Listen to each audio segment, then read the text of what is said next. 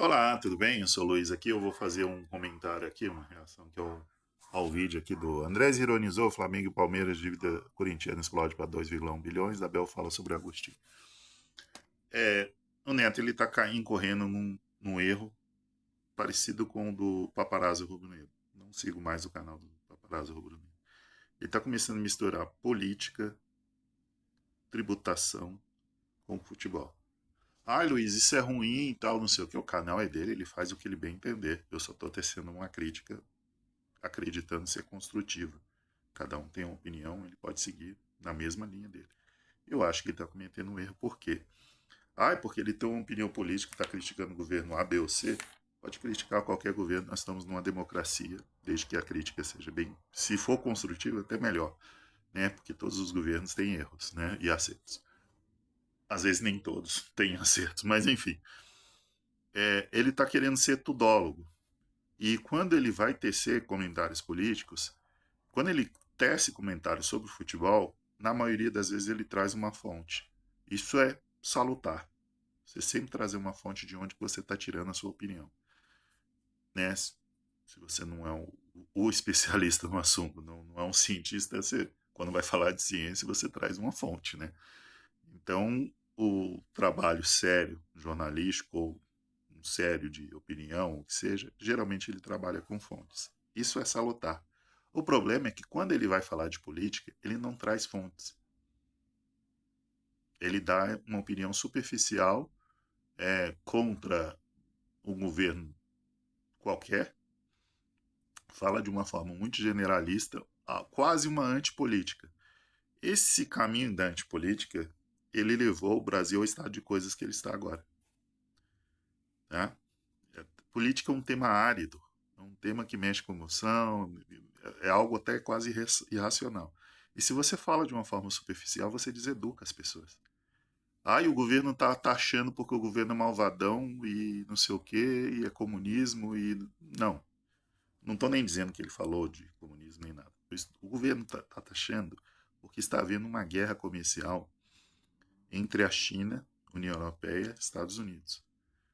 E aí, como as portas da União Europeia e dos Estados Unidos estão se fechando, do Japão já se fechou, é, ele está desovando esse, esses produtos no país.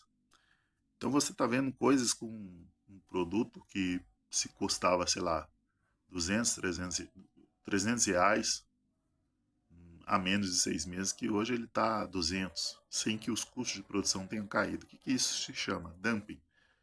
Eu jogo um produto abaixo do preço de custo no seu mercado, quebro o seu comércio e depois domino. Às vezes nem quebro, ou às vezes quebro e, e nem vou dominar, mas eu quero desovar o que eu tenho aqui de excedente. Então é isso que mais ou menos que está acontecendo, né? Essa guerra comercial ela não é nova, ela está lá já desde 2009, né? Essa guerra comercial. Então você está vendo produtos com um preço assim absurdamente baixo. Você vê sei lá, fone de ouvido Bluetooth abaixo de 10 reais. Isso não custa 10 reais para produzir. Não custa. Esse produto está sendo vendido abaixo do preço de custo. 10 reais com envio. Tá? Com envio. Então, isso não. Isso não existe esse preço. Os custos de produção não. Só o custo de transporte ele já ultrapassa esses 10 reais. Tá? Então, tá havendo essa guerra comercial. Isso é bom para o consumidor? Em parte, sim. Mas isso tem um limite. O limite é o nível de queda de arrecadação. Porque o gestor público, ele vive de arrecadação, ele vive de impostos. Mas se fizer cortar o custo do combustível aqui, baixar o custo ali, o comércio brasileiro ele vai competir com a China. Você não compete com a União Europeia, o Japão não compete, os Estados Unidos não competem. Você realmente acha que o Brasil vai competir da noite para o dia? O Brasil que vai competir. Ninguém compete com a China hoje, nem a Índia, porque a Índia ela tem um baixo custo de produção, mas ela tem um nível de formação muito baixo. Assim, de mão de obra em massa. Não estou falando de engenheiros de software. Eles são muito bons nisso. Então, ela ainda tem esse gargalo. A Índia ainda tem esse gargalo. A China são, assim, um nível de formação muito grande. Chegaram a formar 100 mil engenheiros no ano, né?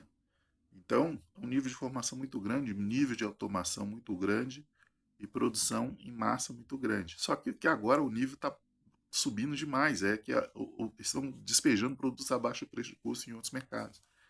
Porque as portas estão fechando de um lado e ela está abrindo mercados em outro. O Brasil acho que saiu de quinto ou sexto para o segundo ou terceiro mercado mais importante em termos de produtos industrializados. E isso acontece o quê? Isso acontece uma queda brutal de arrecadação, né? Uma queda brutal. Durante a pandemia, a Suíça fez isso, né? Estava tendo uma queda de arrecadação muito grande e ela sobretaxou muita coisa. Muita coisa. Ela pegou o dólar e desvalorizou a própria moeda deles para poder o dólar não desvalorizar mais. Ela fez isso, a Suíça. Ela estava vendo que era uma desvalorização cambial artificial dos Estados Unidos. E aí agora no Brasil está acontecendo o remessa conforme, não foi uma ideia do PT, foi uma ideia dos governadores, porque eles viram a arrecadação cair demais. E o senhor Bolsonaro, durante as eleições, eu dou o nome aos bois, tá? Não tem problema nenhum. Ele fez populismo político com chapéu alheio, que foi reduzir o ICMS dos combustíveis para poder baixar o preço do combustível e não arrumar treta com os acionistas, né? E aí a Petrobras bateu recorde de lucros. No entanto, a arrecadação ela começou a cair, porque os Estados Unidos com um imposto mais baixo, com preço alto do combustível, mas o imposto mais baixo, o que aconteceu? Diminuiu o nível de consumo dos combustíveis e a arrecadação despencou. O que aconteceu com isso? Os estados começaram a dar o calote na União, nas dívidas dos estados. Somando-se a isso, nós temos o Rio Grande do Sul. O Brasil perdeu um estado completo e não era um estado insignificante, um estado pobre, um estado, né? Você perdeu o Rio Grande do Sul inteiro em termos de arrecadação. Você perdeu, você vai ter que reconstruir aquele estado. Isso demanda recursos, meu amigo. Você acha que o recurso vai vir de onde? Com queda de arrecadação? Eu acho que a galera esquece o mundo, fica ali tão centrado no umbigo deles que esquece que existe um mundo ao redor. Você vai ter que pagar um salário para essa galera que está sem trabalho, né, um auxílio.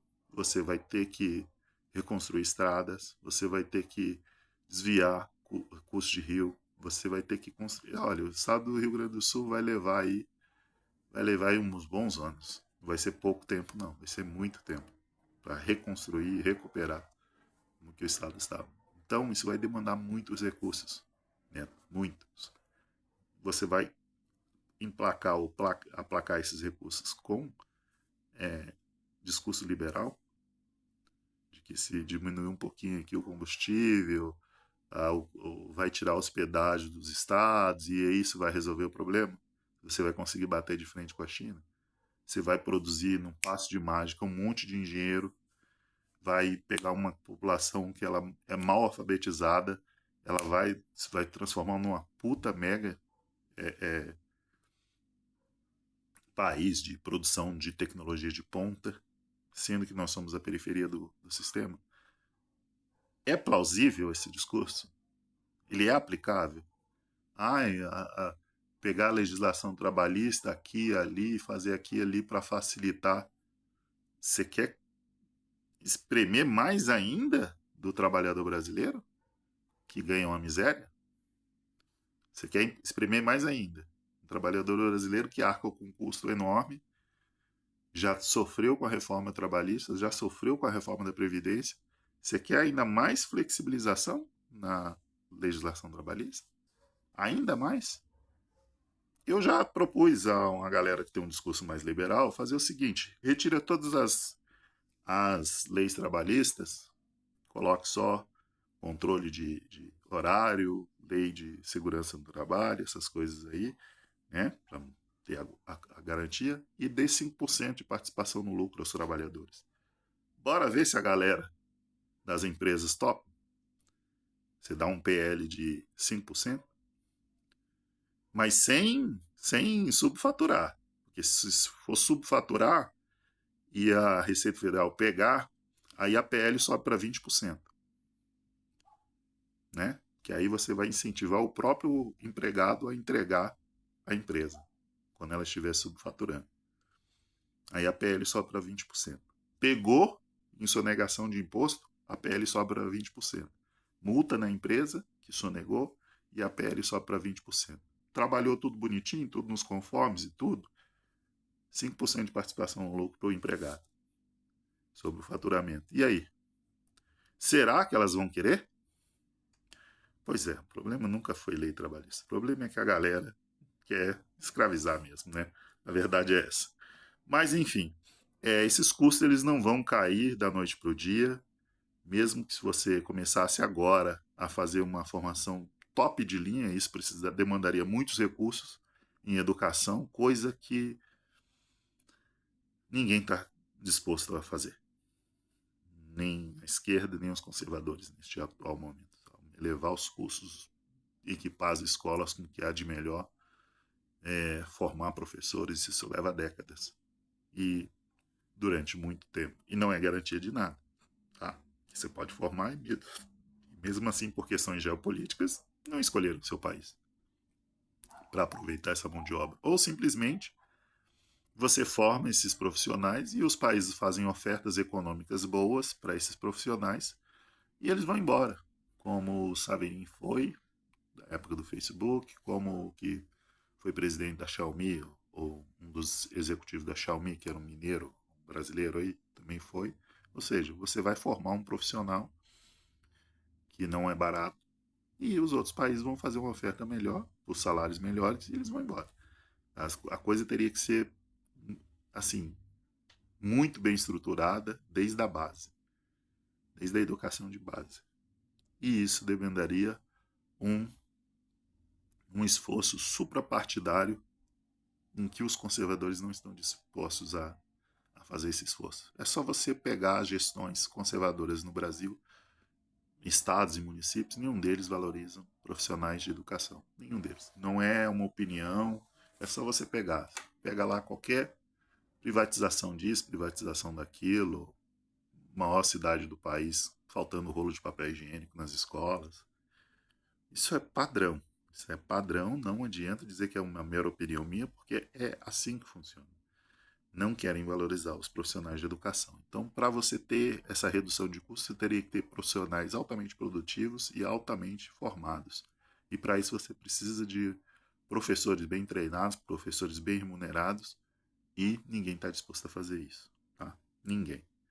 Talvez se você conversasse aí com uma galera mais progressista, uns liberais e tudo, pá, vamos formar aqui, talvez, mas não, eles não são a maioria. Então a gente está falando de coisas utópicas aqui, como é o comunismo e como é o capitalismo laissez-faire. Não existe esse capitalismo laissez-faire e não existe comunismo, porque as pessoas são egoístas por natureza, tá? Então é isso. E aí o que aconteceu no Remessa Conforme? Se juntaram os governadores, inclusive os conservadores, o Tarcísio de Freitas, todos os outros, e criaram um remessa conforme para não perder tanta arrecadação. Os comércios eles vêm fechando as portas. Eles vêm fechando as portas devido a essa inundação de produtos baratos da China e a compra direta das pessoas. Não passa mais para o intermediário, comerciante no Brasil. Não passa mais. Um tempo atrás, eu moro em São Paulo desde 2009. Tempo atrás eu passei pela Santa Efigênia num dia de semana que estaria entupido de gente. Não tinha muita gente. As pessoas estão comprando direto, ou de sites internacionais, ou da Shopee, ou o que seja. É a tal da. Sim, você tem um outro fenômeno, a digitalização da indústria. A indústria vendendo direto através de plataformas de comércio eletrônico.